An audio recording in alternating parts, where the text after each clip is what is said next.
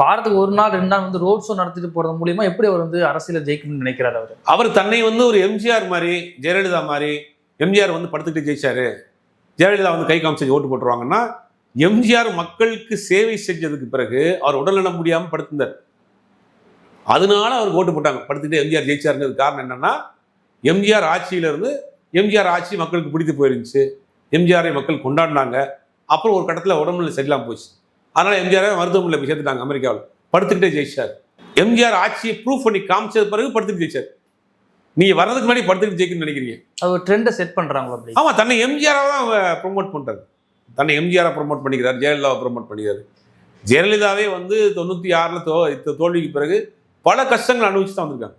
போற இடத்துல இவர் என்ன சொல்றாரு, என் வழியை பல வழிகளை தாங்கிட்டு இருக்கேன், பல வேதனையை தாங்கிட்டு இருக்கேன். என்ன வழி, என்ன வேதனை? நெருக்கடி, திமுக சைடுல நெருக்கடி, பட நெருக்கடி, குடும்ப நெருக்கடி. பட நெருக்கடிக்கு யார் காரணம்? பட நெருக்கடிக்கு காரணம் குடும்ப நெருக்கடி எடுத்துக்கிறோமே. இவங்க கணவன் மனைக்குள்ள சண்டை வந்ததுக்கு திமுக எங்க வந்துச்சு?